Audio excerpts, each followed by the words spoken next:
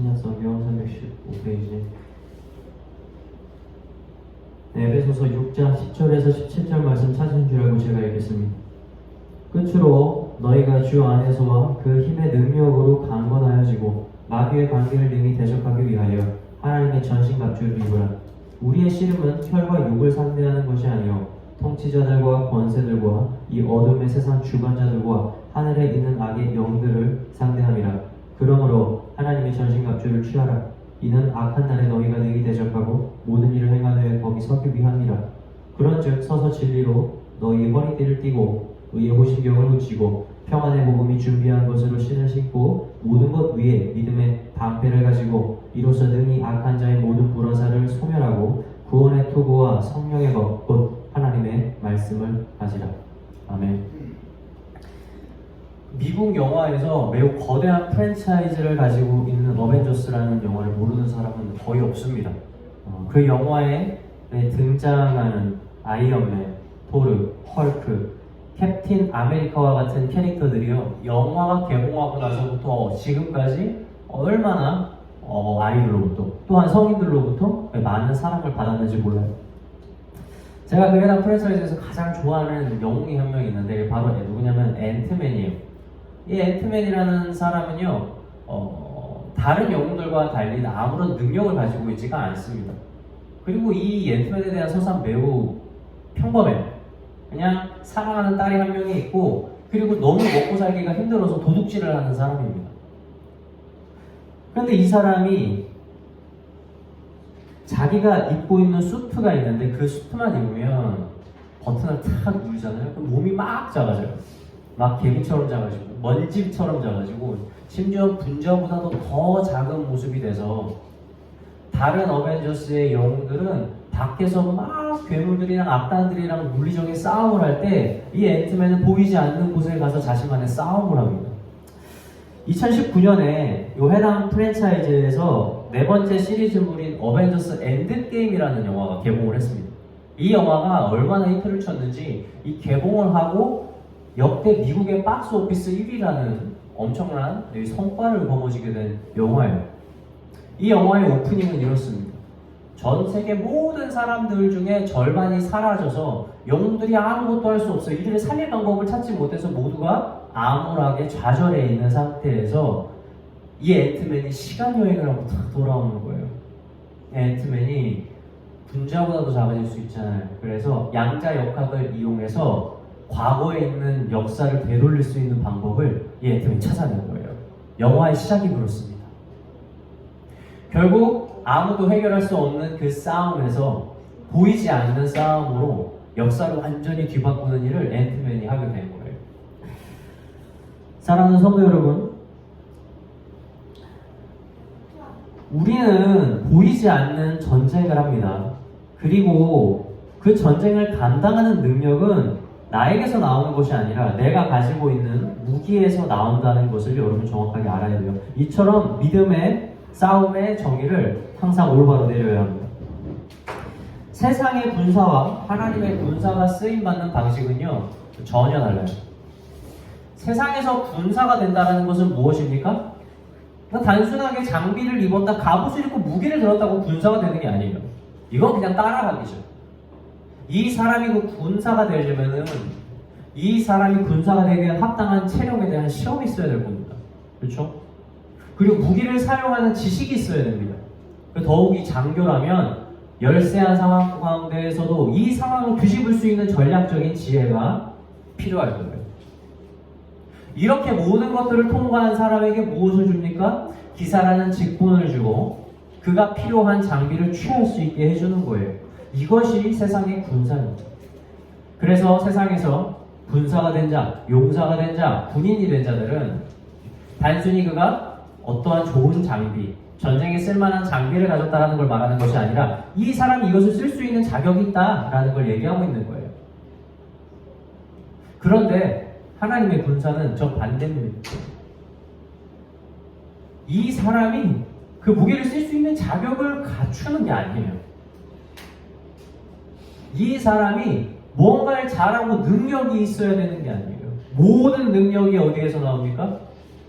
마치 앤트맨이 옷을 입었을 때 능력이 있는 것처럼 오로지 본인이 착용하는 장비, 다시 말하면 하나님이 그에게 주어주는 그 장비를 사용만 하면 군사가 되는 거예요. 그래서 세상의 군사와 하나님의 군사는요, 세워지는 방식이 전혀 다르다는 겁니다. 다윗이 아직 나이가 어릴 때에 어떤 장면을 목격했습니까? 아버지 이새의 심부름을 가지고 딱 이스라엘에 갔더니 블레셋과 전쟁 중이잖아요. 근데 이 블레셋에서 한 사람이 이스라엘 모욕을 하는데 이스라엘 군대에서 나선 사람이 아무도 없는 거예요. 그게 바로 누굽니까? 이 골리앗인 거예요. 그래서 다윗이 그것을 보고 너무 마음에 불이 붙어가지고 이 골리앗에게 도전장을 내밉니다. 그래서 왕을 찾아간 거예요. 이제 사울 왕이 그 소식을 들었거든요. 솔직히 얼마나 간절히 바랬겠어요. 누군가가 이 용사랑 싸워주기를 너무 바라는데 아무도 이스라엘 가운데서 골리앗이랑 싸우겠다고 나온 사람이 없는 거예요. 그래서 사울이 기대하면서 다윗을 딱 만났는데 아이고 다시 돌려보내는 거예요. 얼마나 실망했는지 몰라요. 얘는 싸울 준비가 된 사람이 아니에요. 다시 말하면 세상의 군사가 될 수 있는 자격이 전혀 없는 사람인 거예요. 근데 다윗이 이 사울을 지혜롭게 설득을 합니다. 자기가 과거에 어떻게 하나님이 지켜주셨는지. 그래서 어떻게 해요, 사울이? 알겠다. 일단 그러면 너 여기 용사들이 입는 거, 우리 군사들이 입는 갑옷 한번 입고 권 한번 들어봐라. 해서 다윗이 어떻게 합니까? 그 자리에서 입어봐요. 권도 들고 휘둘러 봅니다. 근데 안 맞아요. 자기한테 안 맞아요. 물론 몸에도 안 맞았겠지만 그것을 움직이는 것이 영 불편한 겁니다. 다윗은 정확하게 얘기하고 있는 거예요. 성경이 뭡니까? 얘는 군사가 아닌 거예요. 어떠한 요건도 통과할 수가 없어요. 만약에 사울의 군대에 들어가기 위해서 어떠한 시험을 본다면 다윗은 다 떨어졌을 겁니다. 자격이 안 되는 거예요. 그래서 다윗이 이렇게 하죠. 아니요, 저 이거 그냥 안 입고 갈게요. 그래서 자기가 준비를 합니다. 자기만의. 그래서 어떻게 해요? 조약돌 5개를 가지고 물매를 챙겨가지고 자기만의 전쟁을 치르러 간 겁니다. 골리앗 앞에 그렇게 다윗이 탁 섰어요. 아, 얼마나 어려요. 게다가 골리앗 앞에 딱 섰는데 얼마나 비교가 됩니까? 한 사람은 누구예요? 전쟁에 완전히 특화된 사람이에요. 모든 장비를 갖추고 있고 또 그 장비에 걸맞는 엄청난 용사예요. 근데 한 사람은 어떻습니까? 전쟁이라고는 한 번도 치러보지도 않고 훈련도 한 번도 받아보지 않은 어린 아이예요. 이렇게 선 겁니다. 그런데 이 두 사람이 군사입니다, 사실은. 근데 어떤 차이의 군사가 있는지를 사무엘상 다윗이 말한 말에서 정확하게 드러나죠. 사무엘상 17장 45절 제가 읽어드릴게요. 다윗이 블레셋 사람에게 이르되 너는 칼과 창과 단창으로 내게 나아오거니와 나는 만군의 여호와의 이름 곧 내가 모욕하는 이스라엘 군대의 하나님의 이름으로 내게 나아가노라. 골리앗이 뭘 들고 있습니까? 칼과 창과 단창을 들고 다윗에게 가는 거예요. 골리앗은 세상의 군사인 겁니다. 근데 다윗은 무엇을 들고 갑니까? 무기를 들고 가는 게 아니라고 해요. 뭐라 그래요? 네가 이 모욕하는 그 하나님의 이름, 그 이스라엘 군대의 하나님의 이름으로 내게 간다는 거예요. 들고 있는 무기가 달라요. 다시 말하면 골리앗은 세상의 군사죠. 다윗은 믿음의 군사, 하나님의 군사인 거예요. 하나님은 전쟁 경험 있는 자를 쓰지 않으셨어요. 하나님은 세상에 좋은 무기와 갑옷을 쓰지 않으셨습니다. 하나님이 누굴 쓰셨죠? 무엇을 쓰셨죠? 바로 자신을 믿는 자를 쓰셨다는 것을 여러분 기억해야 됩니다. 오늘날 우리가 다윗처럼 물리적인 전쟁을 할 가능성은 거의 없어요. 그러나 눈에 보이지 않는 믿음의 전쟁에서 승리하는 방법에 대한 힌트를 우리는 다윗과 골리앗의 전쟁 가운데, 그 전투 가운데에서 볼 수 있어야 된다는 겁니다. 자, 오늘 성경 한번 읽어볼까요? 10절에서 11절 한번 읽어보겠습니다. 에베소서 6장 10절에서 11절. 끝으로 너희가 주 안에서와 그 힘의 능력으로 강건하여지고 마귀의 관계를 능히 대적하기 위하여 하나님의 전신갑주를 입으라. 마귀가 신앙생활하는 것을 막지는 않습니다. 말씀을 묵상하는 것을 막지는 않아요. 그런데 이 마귀가 무엇을 하죠? 12절 이어서 읽어보겠습니다. 우리의 씨름은 혈과 육을 상대하는 것이 아니요 통치자들과 권세자들과 이 어둠의 세상 주관자들과 하늘에 있는 악의 영들을 상대함이라. 혈과 육이 아닙니다. 그러니까 마귀가 하는 일이 무엇입니까? 우리를 육신으로 공격하는 일이 아니라는 거예요. 아유, 목사님 보면 육신으로 공격하는 거 있잖아요. 우리가 하나님 믿을 때 육신으로 분명히 핍박받는 역사가 있고 다윗도 골리앗과 물리적 전쟁하지 않았습니까? 라는 생각할 수 있는데 여러분 그렇지 않아요. 그거 전쟁 아닙니다. 마귀는 오로지 목적이 한 가지예요. 하나님으로부터 우리가 떨어지게 만드는 겁니다. 그걸 하려고 다 골리앗을 세운 거예요. 물리적 전쟁처럼 보이지만 여러분 이거 영적 전쟁인 거예요.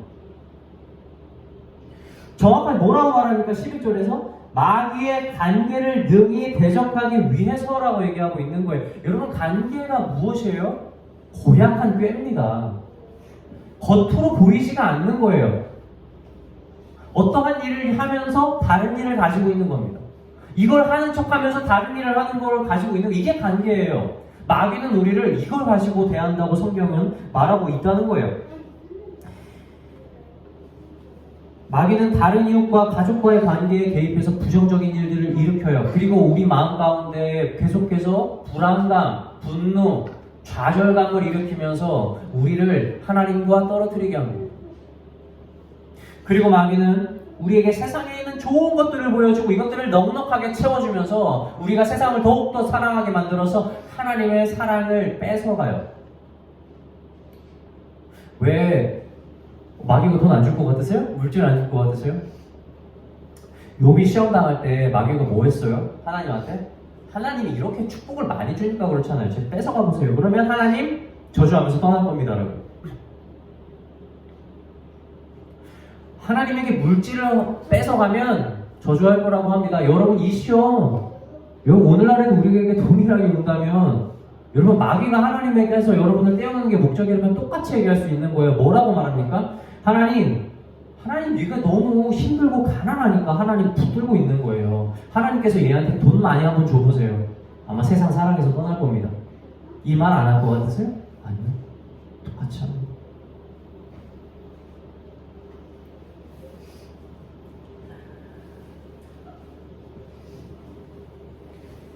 어떠한 관계든 상관없어요. 목표가 한 가지인 거예요. 목표가. 절대 마귀는 우리에게 주는 자가 아닙니다. 도적이에요. 반드시 우리의 것을 빼려는 게 목적입니다. 겉으로 볼 땐 그렇게 안 보여요. 그래서 영적 전쟁인 거예요. 겉으로 볼 땐 우리 위하는 것 같고 우리를 채우는 것 같으나 실제로는 그렇지 않다는 거죠. 성경에서 마귀를 뱀으로 묘사해서 하와에게 처음 찾아왔다고 말하잖아요. 여러분 뱀의 모양 한번 생각해 보십시오. 뱀이 말을 한다고 생각해 보세요. 뱀에서 나오는 혀에 대해서 한번 생각해 보자고요. 몸속에서 나올 때 혀는 분명히 한 개입니다. 그런데 이것이 밖으로 나오면 혀가 두 개가 돼요. 마귀는 말이 이와 같아요. 한 가지 말을 하는 것 같지만 그것 다른 곳에 이면적인 것이 있는 겁니다. 관계가 본능적인 거예요. 그래서 우리를 찾아올 때 마귀는요, 우리를 속이는 자로 올 수밖에 없다는 겁니다. 그래서 겉으로는 우리를 살릴 것처럼 다가와서 우리에게 주는 것을 한번 먹어보면 그 첫입은 아주 달콤하지만 그것이 내 안으로 들어가면 결국 나를 죽게 하는 열매가 되는 것입니다. 바울은 우리가 이러한 보이지 않는 영적 전쟁으로부터 승리하기 위해 하나님의 전신 갑주를 입을 것을 얘기합니다. 여러분 전신 갑주예요. 그냥 갑주 아닙니다. 전신 full of armor. 뭐예요? 하나도 빼놓지 않는 겁니다. 온몸을 다 가리라는 거예요. 만약에 이 중에서 하나라도 입지 않으면 여러분 이거 전신 갑주 아닙니다. 용서 못해요. 왜냐하면 마귀가 기가 막히게 그 틈을 알거든요. 그 약점을 보는 거예요. 딱 하나 입지 않았을 때 거기를 공격하는 겁니다. 여러분 마귀는 우리보다 똑똑해요. 항상. 뱀이 하와를 찾아왔을 때 하와한테 뭐라고 말했어요? 야, 선악과 먹어 안 죽어라고 얘기했어요? 아니에요. 정확하게 아셔야죠. 만약에 뱀이 찾아와서 그렇게 얘기했으면 하와가 하나님의 말씀 가지고 싸웠을 겁니다. 아니야. 너는 하나님이 하는 말이랑 달라. 넌 마귀야. 라고 정죄했을걸요? 그런데 마귀가 뭐라고 했어요? 이렇게 물어봅니다. 제가 마귀가 한 말에 대해서 얘기해 볼게요. 하나님이 참으로 너희에게 동산 모든 나무의 열매를 먹지 말라 하시더냐? 참으로 모든 걸 먹지 말라고 했니라고 묻는 거예요. 다시 한번 테스트 해보는 거. 그 말에 하와가 하나님께서 한 말을 되게 비슷하게 말합니다. 뭐라고 말하냐면 동산 중앙에 있는 나무의 열매는 하나님의 말씀에 너희는 먹지도 말고 만지지도 말라. 정확하죠? 뭐라고 말해? 너희가 죽을까 하노라. 죽을까 하노라? 하나님의 말씀을 그대로 전했는데요. 한 가지가 달라요. 뭐라 그래요? 죽을 가능성이 있다라고 말합니다. 영어 성경으로 따지면 may. 죽을 수도 있다라고 얘기를 해요. 근데 하나님 뭐라고 말했는 줄 알아요? 하와한테? 정령, 반드시, surely라는 단어 썼어요. 이거 먹으면 죽는다는 것이 확실하다는 겁니다. 그런데 그 빈틈 하나를 만들어낸 거예요. 왜냐면 하와는 너무 그거 먹어보고 싶었거든. 누가 이거 먹으라고 허락해 주게 간절히 바라는 마음이 있었거든요. 그 마음 때문에 하나님께서 한 말을 자기 원하는 대로 살짝 왜곡이 된 거예요. 그러자마자 마귀가 그때 얘기합니다. 뭐라고 얘기해? 너희가 결코 죽지 아니하리라. 그때 가서 얘기하는 거예요. 마귀는요, 어디가 약한지 정확하게 압니다. 그리고 거기를 아주 기가 막히게 탁 들어가서 건드려요. 하와 먹고 싶었거든요. 먹는 거 죄인 줄 아는데 먹고 싶었거든요. 근데 마귀가 도와주는 거예요. 너 하고 싶은 거 해. 너의 뜻대로 살아. 이거 해도 괜찮은 거야. 그 빈틈으로 우리에게 들어온다는 겁니다. 그래서 전신 갑주어야 돼요. 빈틈이 없어야 됩니다. 오늘 본문 13절에서 14절 한번 읽어볼까요? 우리 전신 갑주에 대해서 한번 볼게요. 13절부터 그러므로 하나님의 전신 갑주를 취하라. 이는 악한 날에 너희가 능히 대적하고 모든 일을 행하되 서기 위함이라. 그런즉 서서 진리로 너희 허리띠를 띠고 의의 호심경을 붙이고 라고 나와요. 우리 그 전신 갑주를 입는 것에 대해서 한번 보면서 특징들을 한번 살펴봅시다. 자, 먼저 등장하는 것이 무엇이에요? 바로 진리에 너희의 허리띠를 매라는 거죠. 여러분, 전쟁을 하는 군사 중에서 허리띠는 굉장한 의미가 있어요. 마지막에 전쟁 나가기 전에 맨 마지막에 착용을 하고요. 전쟁이 끝났을 때 가장 먼저 벗는 것이 허리띠입니다. 왜 그런 줄 아세요? 허리띠는 전쟁에서 필요한 실질적인 문자를 다 보관하기 때문에 그래요. 제가 군대에 있을 때도 군대 안에 이렇게 돌아다니면요, 온통 애들이 다 전투복 입고 다닙니다. 전투화 신고 있고요, 다 하고 있어요. 그런데 그 훈련에서 얘가 진짜 상황이 있는지 없는지를 알 수 있는 게 뭔 줄 알아요? 얘가 허리띠를 차고 있는지 없는지를 보면 상황인지 아닌지 알 수 있어요. 왜냐면 허리띠에는 각종 물자가 다 필요하거든요. 수통, 그리고 탄창, 총알, 수류탄, 모든 것들이 보완되는 거예요.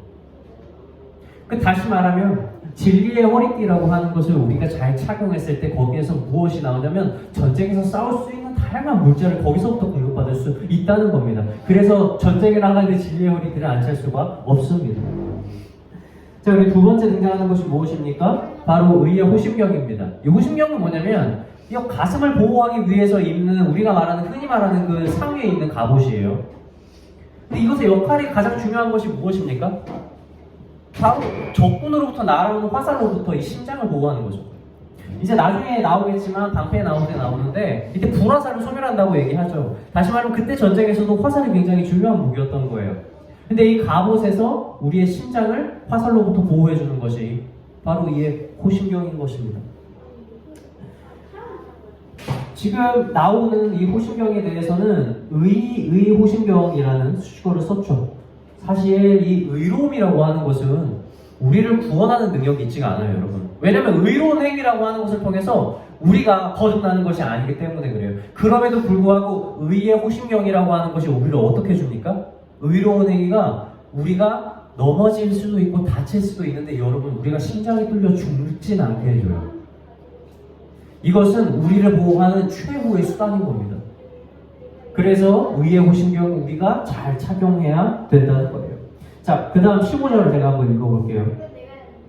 평안의 복음이 준비한 것으로 신을 신고, 무엇으로 신을 신어요? 평안의 복음이 준비한 것이라고 얘기를 합니다. 다시 말하면 이 복음의 신이 없으면 전쟁으로 가는 목적지를 움직이는 것이 불가능하다고 얘기를 할 수 있는 거예요. 저는 보통 감정적으로 좀 마음이 많이 상하거나 화가 나면 입을 닫아버리는 습관이 있습니다. 지금도 그래요. 근데 왜 그러냐면 내가 마음이 상하고 힘든 상황에서 내가 입을 열면 반드시 누군가를 힘들게 하고 상하게 합니다. 왜냐면 내 안에 없는 평화가 내 겉으로 드러나는 거예요. 그래서 내 마음이 다시 평화로워지기 전까지 제가 말을 하지 않는 겁니다. 여러분, 우리가 평안의 신을 신지 않고 복음을 전하기 위해서 우리가 나가잖아요. 여러분, 그리고 우리가 넘어지잖아요. 여러분, 그 넘어짐이 얼마나 심한지 몰라요. 그래서 여러분, 이거 잘 점검해 보셔야 돼요. 교회에서 일어나는 불의한 일들과 여러분 목회자들의 범죄가 끊이지 않는 것이 왜 그렇습니까? 이 사람들이 이 복음의 평안의 신을 올바로 신지 않아서 그래요. 이들이 이것들을 신지 않고 열정만 가지고 하나님을 전하겠다고 나아가고 하나님을 위해서 일하겠다고 하는데 결국엔 그들의 마음에 없는 평화가 결국에는 사람을 살리는 용도가 되지 않고 무엇이 됐습니까? 오히려 사람을 죽이는 용도가 됐다는 걸 알고 있으셔야 됩니다. 전쟁에서 짐이 되는 거예요. 그 전쟁을 하면 여러분 지뢰가 있어요. 지뢰가 크게 두 가지입니다. 대인 지뢰하고 대전차 지뢰가 있어요. 대전차 지뢰는 말 그대로 전차를 폭파시키는 거니까 굉장히 큰 거고요. 대인 지뢰는 사람을 죽이는 건데 그 대인 지뢰 중에서 굉장히 악랄한 지뢰가 있어요. 우리가 발목 지뢰라고 부르거든요. 이게 뭐냐면 심어놨을 때 밟으면 딱 사람의 발목만 탁 잘려나가게 만들어요. 죽이지 않는 겁니다. 근데 왜 그런 줄 아세요? 이 사람이 죽지 않고 발목이 잘리면 주변에 두 사람이 이 사람을 살리려고 전투력을 상실해요. 얘를 부축하고 가기 때문에 얘들을 더 죽이기가 쉬운 겁니다. 참 잔인한 전략이죠. 근데 여러분, 신을 제대로 신지 않고 복음을 전하러 나가는 발도 여러분 이와 비슷합니다. 그래서 우리는 복음의 평안의 신을 우리가 잘 신었는가를 항상 확인하고 그것을 확인하고 복음을 전하고 그것을 확인하고 말을 할 필요가 있어요. 왜냐하면 우리가 다른 믿음에 있는 사람도 죽일 가능성이 있기 때문에 그렇습니다. 그 다음 보겠습니다. 우리 16절 한번 볼까요? 제가 읽어볼게요. 모든 것 위에 믿음의 방패를 가지고 이로써 능히 악한 자의 모든 불화살을 소멸하고 라고 얘기를 합니다. 그 당시에 로마 군대가 입었던 장비를 완전히 다 방어해줄 수 있는 게 방패입니다. 몸을 숙이고 방패로 막으면 이 방패가 온몸을 다 방어해주는 거예요. 그래서 적의 입장에서 정말 두려운 군사가 누굽니까? 이 방패를 든 자입니다. 왜냐면 안 죽어요. 방패를 들고 있습니다. 마귀가 이 믿음의 방패를 든 사람을 아무리 죽이고 싶어도 죽일 수가 없는 거예요. 물론 방패를 가지고 상대방을 죽일 수는 없어요. 그런데 이 방패를 가지고 있으면 자기가 죽지 않습니다. 그 전쟁에서 가장 강한 사람이 누구예요? 이렇게 아주 오랫동안 죽지 않고 끝까지 살아남는 거예요. 그 일을 해주는 것이 바로 믿음의 방패라는 거예요. 우리가 몸에 착용하는 모든 장비들이 비록 어느 정도의 우리 몸을 보호해주지만 진짜 일선에서 먼저 모든 공격을 차단해주는 것이 무엇이에요? 방패입니다. 그리고 그것이 우리에게는 바로 믿음이라는 거예요. 믿음을 바로 세우고 있으면 여러분 마귀는 벌벌 떱니다. 두려워합니다. 우리를 죽이기 위해서 아무리 여러 관계를 쓰더라도 믿음으로 이 모든 것이 막아지는 거예요. 그래서 믿음의 방패는요, 우리가 살기 위해서 반드시 가져야 될 우리의 전신 갑주라는 사실을 기억하십시오. 자, 그리고 마지막 17절 읽어보겠습니다. 구원의 투구와 성령의 것, 곧 하나님의 말씀을 가지라. 자, 그 다음에 다섯 번째가 무엇입니까? 바로 구원의 투구입니다. 투구가 보호해주는 것은 머리죠. 머리는 무엇을 상징합니까? 모든 것을 판단하고 움직이는 것을 말하는 거예요. 다시 말하면 내 몸이 움직이는 것을 통제하는 것은 바로 이 머리에 있습니다. 그래서 이 머리를 전쟁에서 올바로 통제할 수 있는 것은 매우 중요해요. 만약에 전쟁을 나가는 군사 중에서 온 사지가 다 멀쩡한데 여러분 실제로 전쟁이 났을 때 그렇습니다. 저도 한번 그런 적이 있었거든요. 제가 밤에 아침 이른 새벽이었는데 갑자기 그 5분 대기 출동 벨이 울리는 거예요. 여러분 이 벨이 울렸다는 건 무슨 일이냐면 누군가가 침략했거나 어딘가에 상황이 벌어졌다는 거예요. 굉장히 위험한 상황인 겁니다. 저는 이거 연습만 했지 훈련을만 했지 실제로 해본 적이 한 번도 없어요. 제가 새벽에 그때 막 장비를 입고 바로 위에 그 상황소가 있어요. 우리 대대장님이랑 저 작전장이랑 해서 같이 모이는 곳인데 제가 거길 가야 되는데 그 거리가 멀지 않은데 제가 그 거리에 다리를 움직이는데 다리가 안 움직이는 거예요. 저 그런 경우 해본 적이 없어요. 왜 그런 줄 아세요?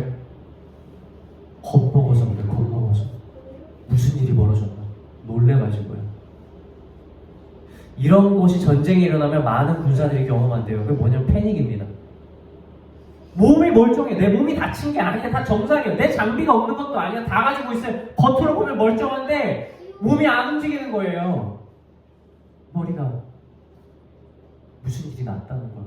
그것에 대한 두려움이 사로잡힐 때 여러분 아무것도 안 되는 겁니다. 여러분 이런 군사가 있으면 전쟁에서 뭐합니까? 아무것도 안 되는 거예요. 그것을 막아주는 것이 무엇이냐면 바로 구원의 투구입니다. 어디에서도 흔들리지 않는 거예요. 두려움, 내가 가야 되는 곳에 대한 불확실, 그리고 지휘관이 나에게 하는 명령에 대한 의심, 이 모든 것들을 깨질 수 있는 것이 무엇이냐면 구원에 대한 확신인 거예요. 내가 가는 곳을 정확하게 알아야 됩니다. 내가 가는 곳이 저 하늘나라라는 것을 분명히 알아야 돼요. 내가 가는 곳이 어딘지 아는 군사는요, 여러분 두려움에 떨지 않습니다. 그것을 구원의 투구가 해줍니다. 혹시 구원에 대한 의심이 있다면 여러분 거기서부터 우리의 모든 삶은 무너지게 될 겁니다. 그래서 구원의 투구를 우리는 올바로 써야 되는 거예요. 자, 그리고 마지막 여섯 번째 무엇입니까? 바로 나오죠. 성령의 검입니다. 이거 굉장한 거예요. 왠지 아세요? 유일한 공격무기예요. 유일한 공격무기. 전쟁에서 그래요. 살아남고 다 맞고 다 갔다고 칩시다. 어떻게 죽이지 못했는데 어떡할 거예요? 승리 뭘로 할 거예요? 검으로 해야 될 거 아닙니까? 전쟁의 마침표를 찍는 거 무엇입니까? 성령이요. 그거에 대한 설명을 뭐라고요? 하나님의 말씀이다 라고 얘기하고 있는 거예요. 하와가 하나님의 말씀을 올바로 세우지 못해서 그 틈을 내줘서 넘어졌잖아요. 여러분, 그런데 우리 예수님은 그러지 않으셨어요. 마귀에게 시험 당할 때 어떻게 하셨습니까? 하나님의 말씀을 올바로 세워서 그 모든 것들을 물리치고 승리하신 거예요. 마침표를 찍으셨다는 거예요. 모든 관계를 물리치는 것, 막는 것 말고요. 그 바로 하나님의 말씀이 있습니다. 그러니 우리가 말씀을 얼마나 사모해야 되겠습니까? 사랑하는 성도 여러분, 말씀을 마치고자 합니다. 보이지 않는 전쟁에서 승리하는 자가 되십시오.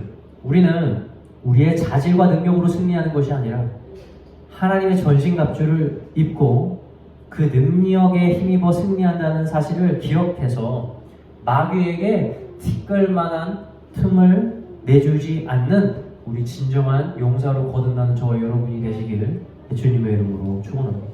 기도하겠습니다.